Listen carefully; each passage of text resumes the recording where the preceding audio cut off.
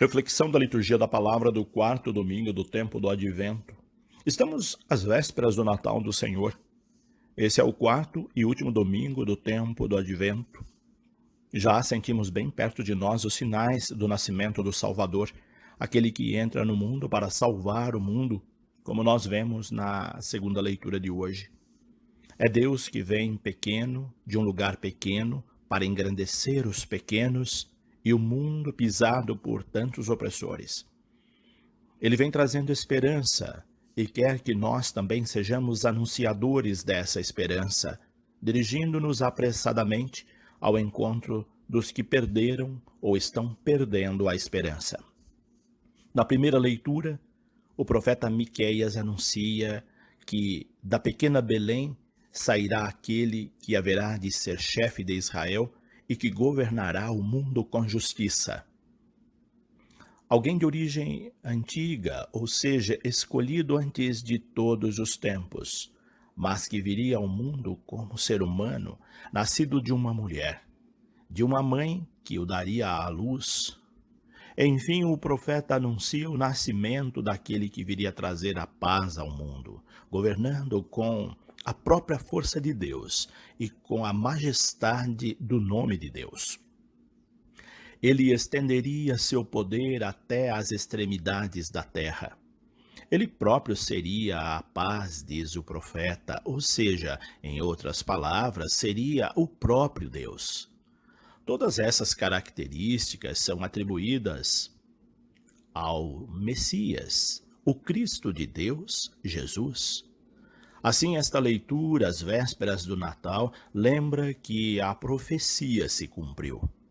Ao celebrar o Natal do Senhor, nós vemos em Jesus todas essas características anunciadas pelo profeta e vemos como Deus é misericordioso, como Ele nos ama e nos surpreende com seu amor. Ele olha para os pequenos, para aqueles por quem ninguém dá nada, e os transforma. Foi assim com a pequena Belém. Foi assim com a pequenina Maria. Foi assim com os pequenos Zacarias e Isabel. Transformou Belém na cidade mais visível do mundo, escolhendo-a para ser o lugar onde seu filho nasceria. Transformou Maria naquela que todas as gerações felicitariam. Transformou um casal de idosos, Isabel e Zacarias, nos pais do precursor do seu filho Jesus, o profeta João Batista. É esse Deus que celebramos no Natal, um Deus que olha para a humildade de seus servos e os torna grandes. O evangelho de hoje traz Maria indo apressadamente para a região montanhosa. Temos aqui no início desse evangelho alguns elementos importantes de ser elucidados para a compreensão do texto. Região montanhosa significa, entre outras coisas, lugar de dificuldade. Lugar de dificuldade é, na Bíblia, lugar da manifestação de Deus. Por essa razão, monte, montanhas e seus derivados são lugares de encontro com Deus, lugares onde Deus se manifesta de alguma forma. Moisés recebeu as tábuas da lei no monte. Jesus subia ao monte para rezar, para se encontrar com Deus Pai. Jesus se transfigurou no monte e lá Deus se manifestou. Foi na montanha que Jesus subiu para escolher os 12 apóstolos. Foi na montanha que ele proclamou as bem-aventuranças. Assim, são muitas as passagens que relacionam o monte ou montanha ao lugar do encontro com Deus. Alguns lugares de tomada de decisão e aos grandes desafios. Maria vai apressadamente para a região montanhosa. O que Maria vai fazer com tanta pressa na região montanhosa, nesse lugar de dificuldade? Ela vai por alguns motivos divinos. Entre eles, vai ao encontro da prima que passa por dificuldades. Aqui surgem diversos questionamentos. O que a prima estaria fazendo nesse lugar de dificuldades? Ela estava morando lá com seu esposo Zacarias. Isabel e Zacarias foram morar na região montanhosa, não por escolha própria, mas porque era o lugar que sobrava, e ainda sobra, para os pobres e excluídos morarem. Temos hoje muitas regiões montanhosas, no sentido figurado do termo. São os lugares onde vão morar os que são excluídos. São as periferias, as áreas de risco, os lugares vulneráveis, como, por exemplo, debaixo das pontes, as favelas, os lixões e etc. Mas por que Isabel e Zacarias foram morar na região montanhosa? Porque, de certa forma, eles também foram excluídos da comunidade. Eram de idade avançada e não tinham gerado filhos. Naquela época, quem não gerasse filhos não era bem visto pelas pessoas, era considerado uma pessoa amaldiçoada por Deus e por isso os demais o queriam distante. Assim sendo, eles vão morar na região montanhosa, forçados pelas circunstâncias sociais. Entendemos, assim, por que Maria se dirige a essa região com tanta pressa. Ela não vai passar férias nas montanhas. Ela vai ao encontro de alguém que passa necessidade, alguém que está precisando de ajuda, e ela vai para ajudar. Quem é que disse a Maria que Isabel estava precisando de ajuda? Cremos que foi sua sensibilidade divina, pois ela trazia no seu ventre o Filho de Deus. Aquele que traz Deus dentro de si sente as necessidades de seus irmãos. Pessoas insensíveis às necessidades alheias demonstram que não têm Deus no coração. Com Maria não é assim. Ela sente que a prima precisa de ajuda e vai correndo ao seu encontro. A pressa de Maria mostra que os pobres, os que passam necessidade, não podem esperar muito. É preciso fazer algo agora, urgente, pois quem espera para ajudar pode não ter mais tempo. A pressa de Maria revela a pressa que todos nós cristãos, pessoas que comungam com Cristo, pessoas que são portadoras de Deus, devem ter.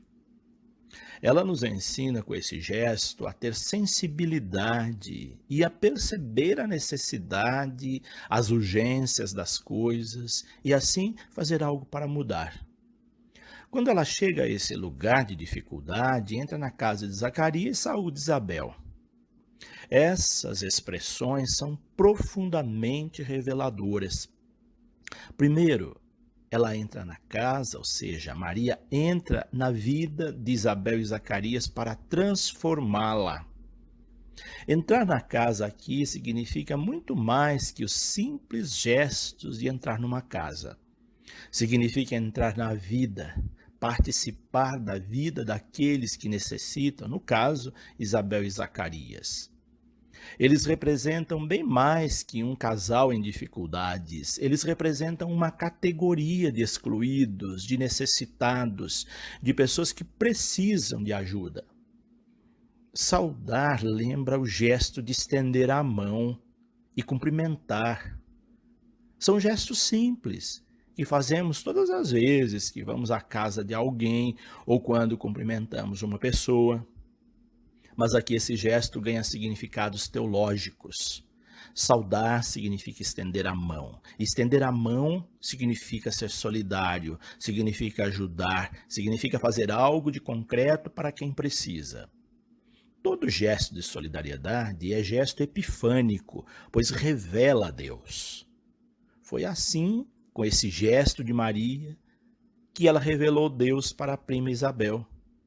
Tão logo Isabel foi saudada, a criança que ela trazia no ventre estremeceu e ela reconheceu que Maria era portadora de Deus, que Maria estava grávida e não era uma gravidez qualquer.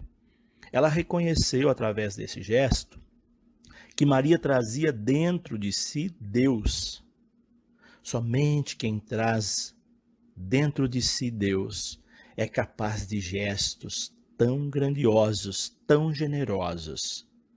A saudação de Maria fez com que Isabel ficasse cheia do Espírito Santo e, por isso, ela exclama com um grande grito: Você é bendita entre todas as mulheres, e é bendito o fruto do teu ventre. Como posso merecer que a mãe do meu Senhor me venha visitar? Com essa exclamação, Isabel diz a Maria sobre o salto que a criança deu no seu ventre, quando ouviu a saudação. Por essa razão, o gesto de saudação de Maria foi um gesto epifânico.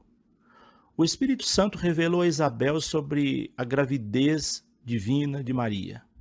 Maria já sabia disso, pois havia dado seu sim a Deus através do anjo, mas Isabel não. Ninguém tinha contado a Isabel até então sobre Maria e o Filho de Deus que ela trazia no ventre, nem a Maria sobre o filho que Isabel esperava. Com essa revelação divina, Isabel profetiza que Maria seria bem-aventurada porque tinha acreditado. Jesus, anos mais tarde, vai dizer também: bem-aventurados os que acreditam sem ter visto. É bem-aventurado todo aquele que crê em Deus e se coloca à sua disposição. Colocar-se à disposição de Deus é colocar-se à disposição dos que necessitam, dos que precisam de ajuda. Quando Maria se colocou à disposição de Deus, ela disse estar pronta para atendê-lo, e esse gesto de solidariedade com a prima que passa por necessidade é consequência do seu sim, da sua bem-aventurança, do seu compromisso com Deus. A dificuldade da prima não consiste apenas no fato de ela estar morando numa região inóspita, mas também porque está grávida. Toda mulher grávida precisa de certos cuidados, mas no caso de Isabel, esses cuidados se redobram, pois tudo indicava que sua gravidez era uma gravidez de risco. Uma mulher de idade avançada que gera um filho tem comumente uma gravidez de risco. Além dos riscos biológicos, tinha também o risco social, o risco de ser incompreendida, enfim, o risco de não suportar o peso de uma gravidez nessas circunstâncias. Mas Deus revela nessas duas mulheres grávidas o seu poder. Isabel gerava o precursor, aquele que iria preparar os caminhos do Senhor, um dos últimos profetas do Antigo Testamento. E Maria gerava o próprio Deus. Ela emprestou seu ventre para que Deus ali se encarnasse. Vemos assim a importância dessas duas mulheres na história da salvação. Vemos como Deus faz dos pequenos e humilhados seres grandiosos, colocando-os bem perto dele. Foi o que Maria disse na profecia a ela atribuída, da qual vemos parte no Evangelho de hoje. Maria proclama com a alma, ou seja, com todo o seu ser, a grandeza de Deus. Ela não proclama apenas com sua voz ou com seus gestos sublimes de ajudar quem precisa, ela proclama com a alma. Proclamar com a alma significa uma proclamação integral com todo o nosso ser. A alegria que Maria sente não é uma alegria passageira por um acontecimento passageiro. É uma alegria eterna. É a manifestação de alegria do seu espírito que se alegra em Deus, seu Salvador, e o Salvador da humanidade que ela representa. Revela nessa proclamação que Deus olha para a humilhação dos seus servos. Maria representa todos os que servem a Deus. Assim, nesse quarto domingo do Advento, essas duas mulheres nos ensinam sobre a grandeza de Deus, desse Deus que é grande porque se faz o menor de todos e aquele que serve a todos. É esse Deus que celebramos no Natal. É esse Deus que deve habitar em nós e fazer de cada um de nós um servidor seu, servindo naqueles que necessitam dos nossos serviços. Deus se revela em cada gesto de amor e solidariedade, Somos, portanto, portadores de Deus e fazemos com que ele se manifeste cada vez que estendemos nossa mão a quem precisa. Foi por esse motivo que ele entrou no mundo, diz a segunda leitura da carta aos Hebreus. Ele veio ao mundo para suprimir todo o sacrifício, todo o sofrimento.